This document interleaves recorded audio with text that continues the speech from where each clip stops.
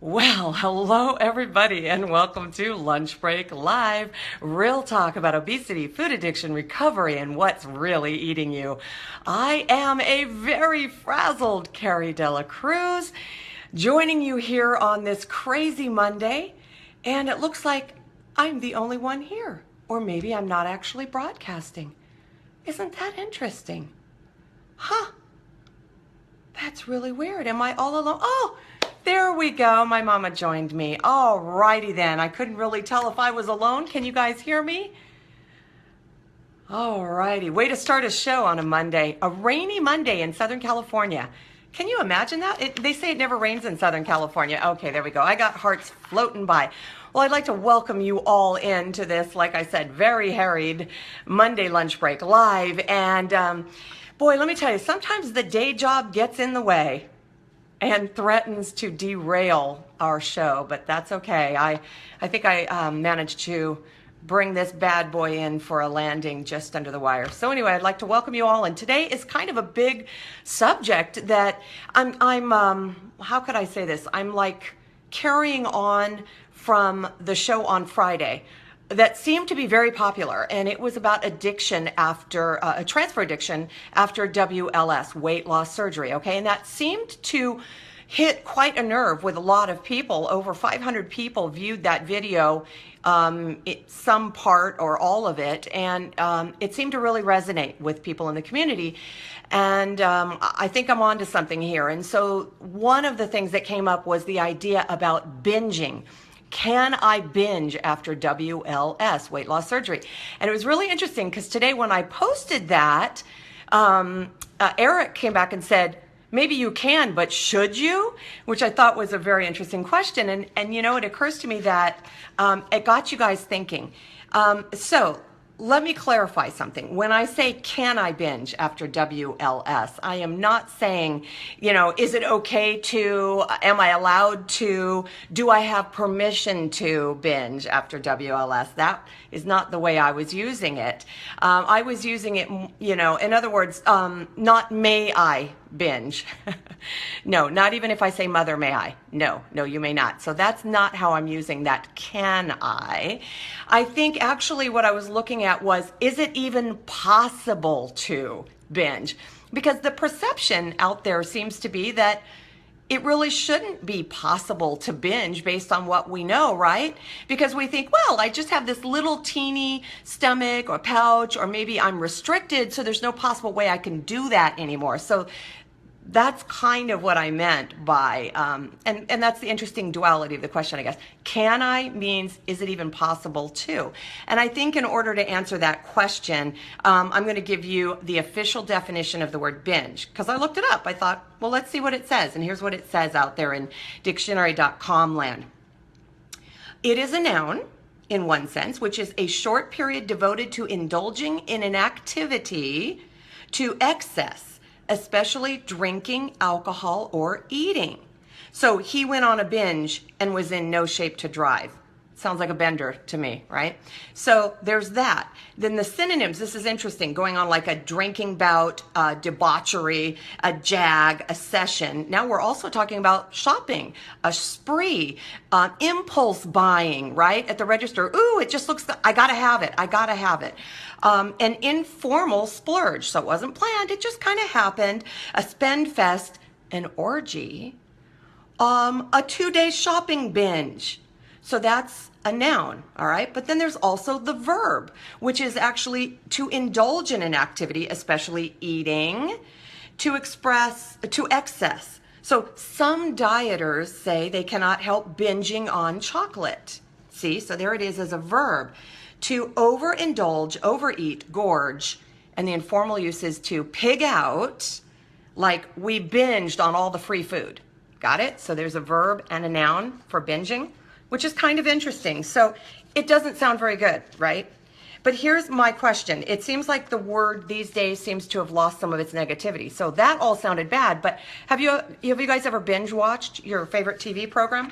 You know, like Sons of Anarchy or Modern Family, Walking Dead, right? Game of Thrones. Anybody binge watch?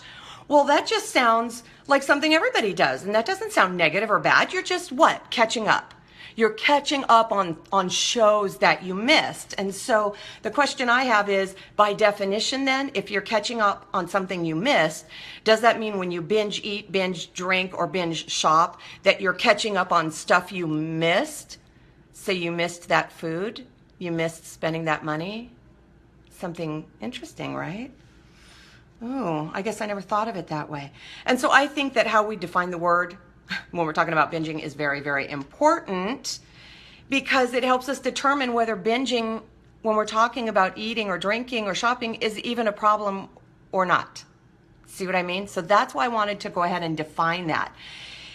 And here's an interesting question as I began writing about this and I thought about it. What is at the root of a binge? Is it amount, volume, quantity?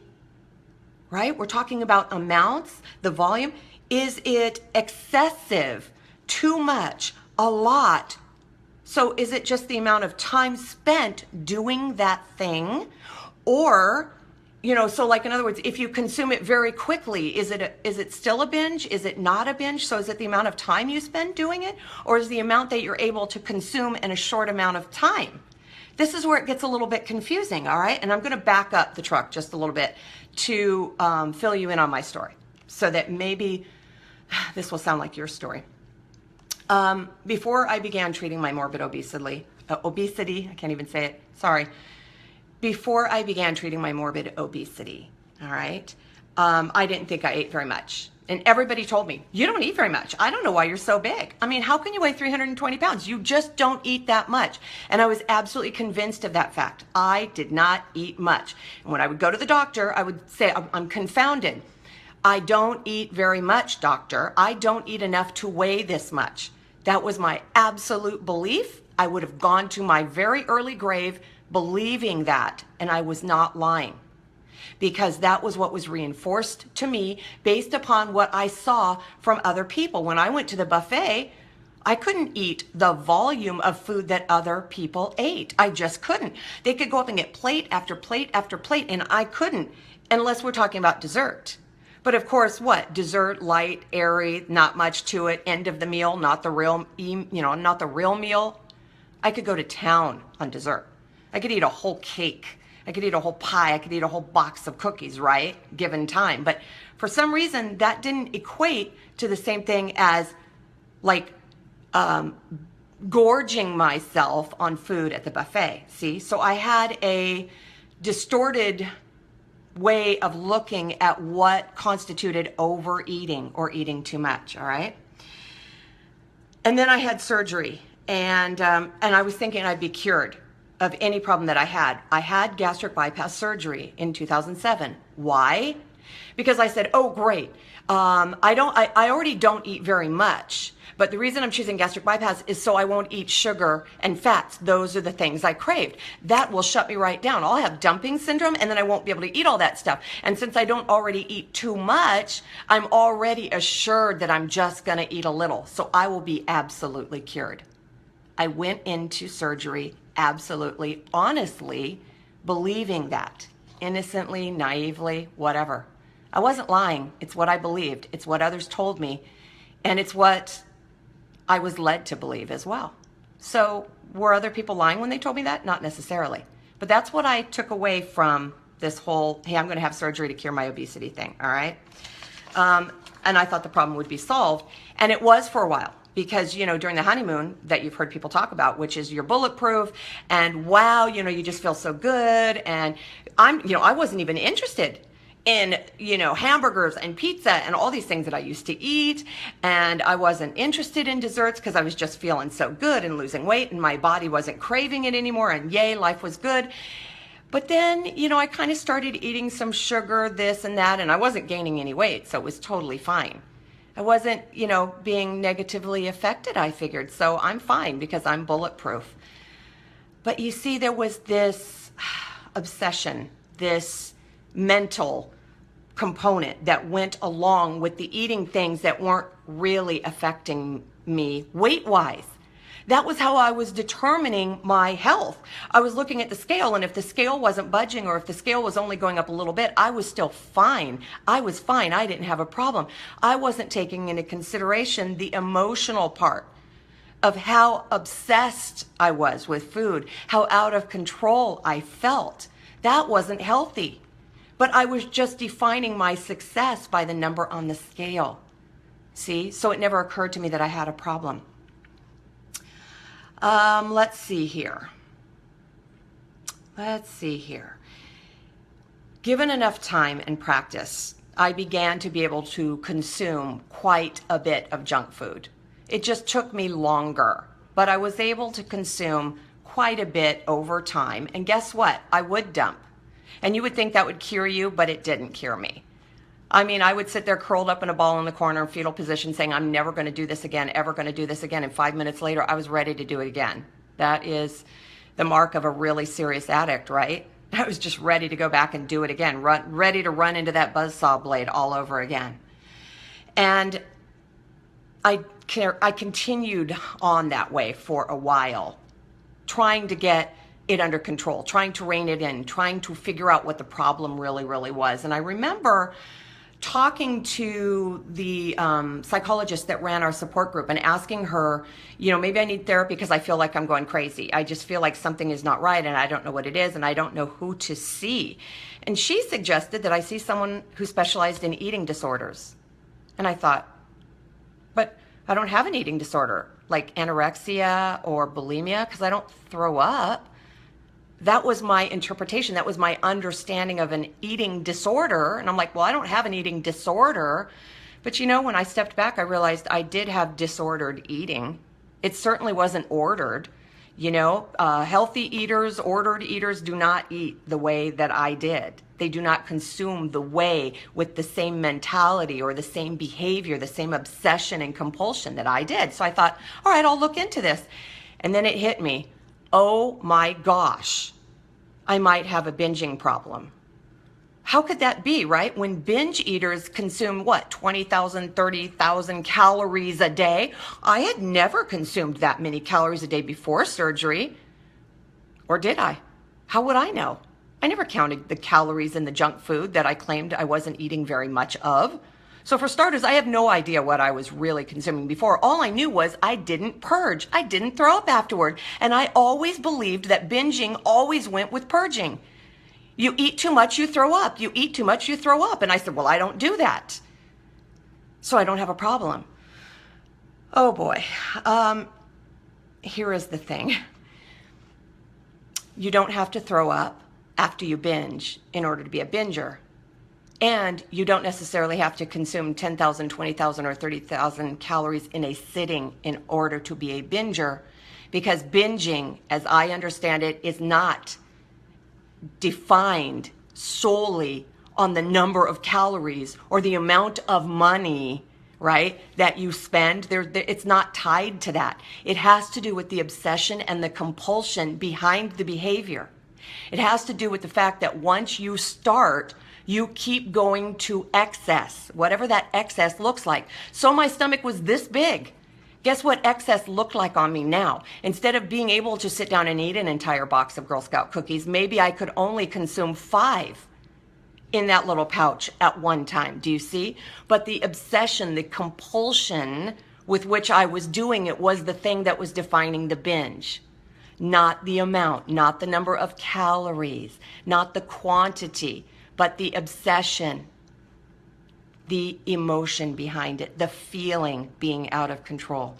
So I had weight loss surgery to stop me from eating certain things and limit the amount of other things that I could eat. But in the end, it really wasn't working because, as you've heard people say, you can find all sorts of ways to eat around just about anything if you're serious enough about it. And I was well on my way to doing that. I mean, I was eating a lot less now than I ever was before, sure. I weighed less than I ever did before, but I still felt wildly out of control, and I felt terrible.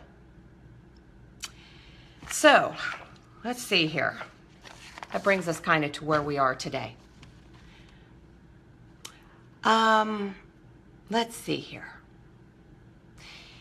this idea of the attitude or the behavior, you know, the attitude and the feeling behind the behavior is where the rubber meets the road. So even if you don't have weight loss surgery, whether you're trying to treat your obesity with, you know, a medical program or through Weight Watchers or whatever it is, right? Where it's talking about the volume and it's talking about the types of foods that you're eating, you can still find ways to slowly get too much of something in. And that is, or too much of something out, which is too much money out of your wallet and your pocketbook, right? Throwing yourself obsessively, overdoing something. You can still do that no matter what way you choose to lose weight, if that's what you're trying to deal with here, all right? Let's see here. So I call binging then, in terms of can you binge after WLS?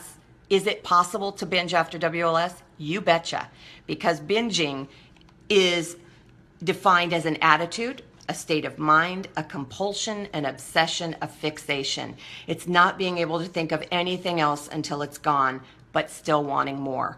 It is not, and if it's not that, like in other words, if you consume that thing that you're obsessing over and you finish that, then it's on to something else. You want something else, all right? It's starting and not stopping. It's never being satisfied, ever. It is over consuming and still feeling empty. It is over consuming and still feeling empty. Wow. Whether it is food or shopping or sex or anything else, you consume and you consume and you consume and you never, ever, ever feel full until you're over full, and then it's too late. Maybe you're flat broke, you've overspent, you've gone over your credit limit. It's too much, it's too much, it's too much, but guess what? You're still not satisfied. You'll find ways to do more. And maybe that's where sometimes the throwing up comes in. That's where opening new lines of credit comes in to the equation. That's where changing to another drink comes in. Do you see what I'm saying? You find ways to fill that insatiable need. Now, let's see, what time is it? I have a little bit here. I want to tell you about my red cup party. You know those red Solo cups that you always see in people's hands, and they always have what in them? Beer. Generally always have beer.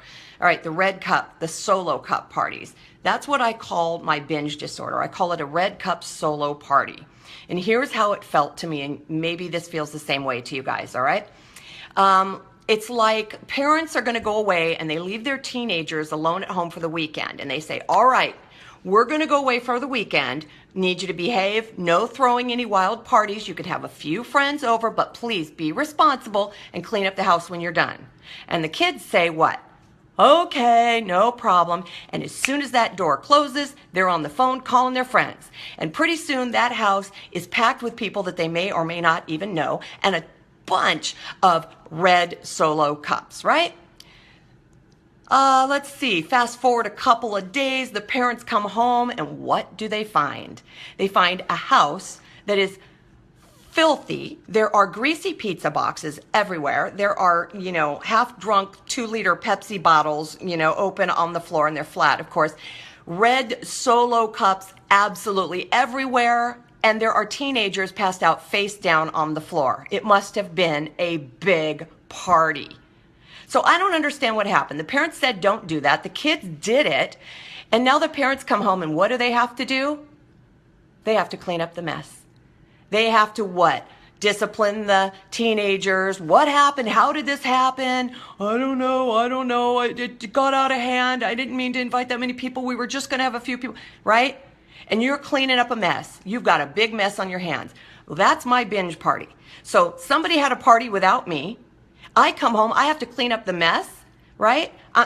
Drooling on the carpet, I didn't even get to enjoy the party. I realized that I was really sick of cleaning up after somebody else's mess. And that is when I decided I was going to get sober. And I chose the 12-step program to do that. That's how I did it. And you know what I realized?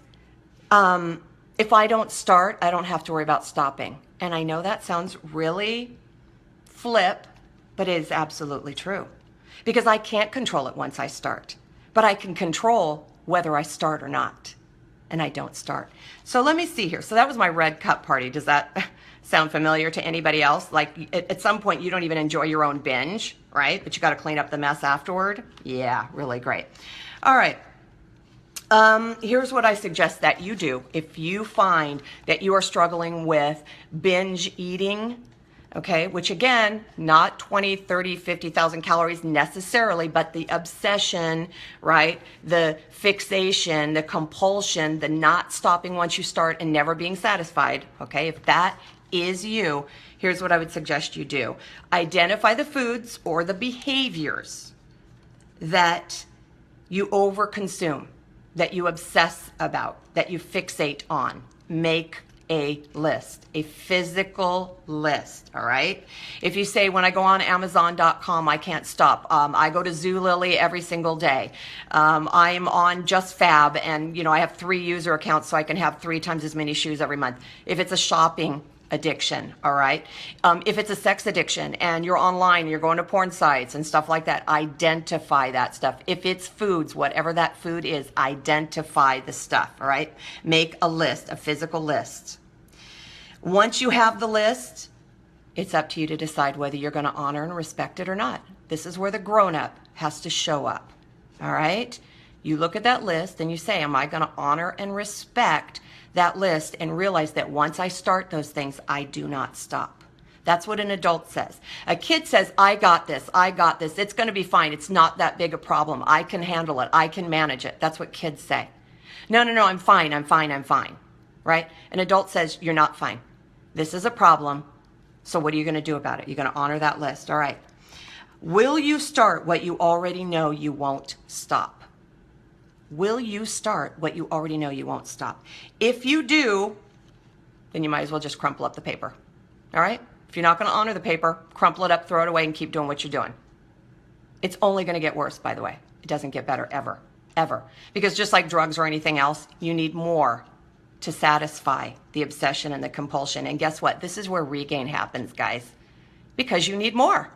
Because the 5 Girl Scout cookies don't satisfy anymore. Now I need 10. Now I need 2 of the cello packs again, and I'm right back up to the whole box again. It just took me some time, but I got there, right? That's where regain happens. So you have to decide whether you're going to crumple up the paper or whether you're going to honor and respect that list. What happens if you don't start what you know you won't stop?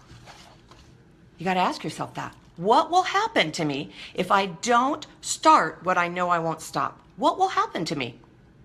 Well, if I don't start, then I won't have to stop. That's the easy thing. But guess what else is going to happen? I am going to have to address all of the stuff that's been eating me up, that binge represents. My compulsion and my fixation, my obsession with that thing. I've been focusing on the Girl Scout cookies instead of life. Instead of my problems with my marriage, my problems with my child, my problems at my job, my problems with my family, right? Whatever that is. I've been putting it on the Girl Scout cookies or the pizza or the hamburgers or whatever it was, or the shopping or the sex, instead of dealing with the real stuff in life. And guess what? If I don't stop what I don't start, I'm now going to have to start focusing on life. Okay, guess what else you're going to have to focus on? The shame, the blame, the anger, the grief, all that stuff that, by the way, was never, ever, ever solved by a binge. Ever, ever, ever. You never felt less shameful. You never felt like you weren't to blame. You never felt less angry, more happy after a binge, ever. If anything, you doubled down. You put a magnifying glass on it and you made it worse than it was when you started. So, can you binge after WLS? Sure you can. Absolutely you can. Because binging is not a set number of calories or dollars. It's more about the obsessive overconsumption that consumes absolutely every thought and every feeling in your body. All right? So if that's you, you can find hope. You can find recovery by reaching out to people who are living through it, who are living in recovery, whether it's a 12-step program, your church, a psychologist who specializes in addiction therapy. All right? This isn't just about, quote, rehab. This is about living finally living free of that obsessive compulsive fixation with all of the things that will destroy us. Okay, guys? So, you can't control this. That's really the bottom line. You cannot control overeating, but you can choose not to eat what you know you'll overeat. You can choose not to do what you know you'll overdo. And guess what? That is where recovery lives. And since this has been a long show, I'm not going to check in with you guys today. I would like you to think about what I had to say here. And I will look at your comments and I will respond to them offline. But I do want to thank you all for being here, and I do want to encourage you guys to continue sharing this message. Let's get the word out there. You're not alone. You're not crazy. All right? If you are feeling these things, if you are feeling out of control and cannot stop once you start, you are not alone. There is hope. There is help. You can choose recovery. I promise. Just stick with me every single day, and I'm going to give you more and more tools that you can choose to use in your own recovery life, okay? Absolutely every day, guys. All right. That's where I'm going to end it. I'm going to remind you all to have courage, because let me tell you, this stuff takes courage to admit about ourselves. Seek peace, embrace joy, and above all, choose to live that recovery free of binging. Remember, you can't stop feeding what's eating you if you don't know what's eating you. Thanks so much for being here, you guys. Take care. Bye.